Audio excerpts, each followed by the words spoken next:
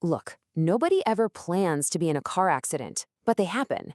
And in those first few moments, with the shock and adrenaline pumping, it can feel almost impossible to think straight. So think of this as your guide for what you absolutely have to do to protect yourself and everyone else. That sound. It's the one noise no driver ever wants to hear. In that single split second, everything just changes. The car lurches to a stop, the adrenaline hits you like a tidal wave, and your mind is just scrambling, trying to figure out what on earth just happened. And in that chaos, trust me, having a mental checklist is your absolute lifeline. The steps you take right now, in these next few minutes, aren't just about immediate safety. They literally build the foundation for any insurance claim or legal stuff that might come later. Getting it right from the very start is so crucial. All right, so let's really break down those first critical moments. The goal here is simple. Push past that initial wave of shock and immediately start taking control. Seriously, how you handle these first 60 seconds can set the tone for everything that follows. You know, it's a funny human instinct, isn't it? Right after a crash, the first thing we often want to do is figure out whose fault it was. But you've got to fight that urge. Your absolute number one priority, before you think about anything else, is making sure the scene is safe and nobody else gets hurt. So, now that we know our mission is safety, let's get into the practical stuff. This is your immediate checklist. Think of it as the first aid for the accident scene itself, to stop a bad situation from getting even worse. Okay, first things first, get those hazard lights blinking. It's the universal signal for danger ahead.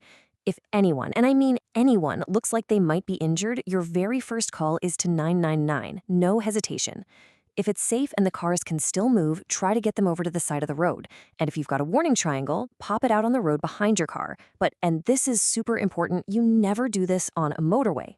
And this really hammers home why motorways are a totally different beast. They're incredibly dangerous places to be stopped. So unless the car is on fire, you stay put with your seatbelt on. If you absolutely have to get out, you exit on the side furthest from the traffic, usually the passenger side, and you get yourself well behind that safety barrier. And when you call for help, look for those little marker posts on the side of the road. They'll tell the emergency services your exact location. Okay, deep breath. The scene is safe. The immediate danger is over. Now what? Well, your focus has to shift to the next critical phase, dealing with the legal side of things, the paperwork, and the people involved. And let's get really clear on the law here, because this part isn't optional. The Road Traffic Act of 1988 says you are legally 100% required to stop if there's been any kind of injury or damage. You have to stop, and you have to give your details to anyone else involved. It's the law. So what details are we talking about? Here's the exact checklist. Pull out your phone and get this down. You need the other driver's full name, their address, and a phone number. For their car, you're going to need the registration number, the name of their insurance company, and their policy number if they have it, plus the car's make, model, and color. And remember, this is a two-way street. You need to give them your details too. Okay, listen up, because this might be the single most important piece of advice in this entire explainer. In the heat of the moment, it is so easy to say something like, "Oh my gosh, I'm so sorry," but you can't. Even a simple apology can be twisted and used against you later as an admission of fault. You probably don't have all the facts yet, so just be polite, be cooperative, but do not, under any circumstances, admit it was your fault. All right, safety's handled. You've done your legal bit. Now it's time to switch hats. You need to become a bit of a detective. Why? Because the evidence you gather in these next few minutes is going to be the foundation for, well, pretty much everything that comes next. Your phone is your best friend right now. Before anyone moves a thing, snap photos of where the cars ended up. Get right up close and take pictures of the damage on all the vehicles, not just yours. See those skid marks on the road or debris? Photograph it. That stuff helps experts piece together what happened. Also get wide shots of the road layout, any traffic signs, and lights. And here's a pro tip. Have a quick look around for any CCTV cameras that might have caught the whole thing on tape. Now, what about witnesses? If anyone saw what happened, their story could be gold, especially if the other driver's version of events, well, let's just say it changes later. You don't need a full statement from them right there on the pavement. Just be calm, be polite, and ask for a name and a phone number. That's all you need. So you've managed the scene, you've driven away, but you're not done yet. In fact, what you do in the next 24 hours is just as critical, particularly when it comes to your own health and well-being. I really need you to pay attention to this because it's something so many people get wrong. Right after a crash, adrenaline is an amazing painkiller. It can completely mask an injury. So what feels like just a minor ache at the scene can, a day or two later, turn into serious stiffness, worsening pain, or even whiplash.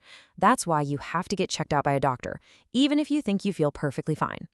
So, what's the plan? First, as soon as you can, go see your GP or visit a hospital. Get a proper medical record of any potential injuries. Next, you have to call your own insurance company. It's almost always a condition of your policy, even if you're not planning to make a claim. And finally, it's always a smart move to contact a specialist solicitor, just to understand your rights and protect your position from the get-go. And here's a number I want you to burn into your memory. 3. 3 years. In Scotland, you have a strict 3-year time limit from the day of the accident to start any court proceedings for a personal injury claim. If you miss that deadline, your right to claim is pretty much gone for good. Okay, so let's put it all together in one quick summary. Think of this as your game plan. Step 1, stop, stay safe, and call 999 for any injuries. Step 2, exchange all your details. Step 3, the big one, do not admit it was your fault. Step 4, become a detective. Photograph everything and get witness info.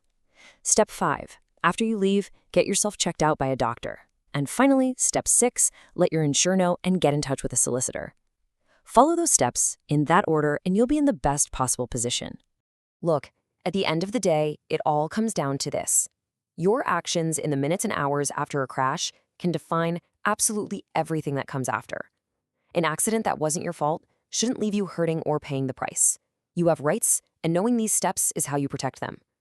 The only question is, are you prepared to do it?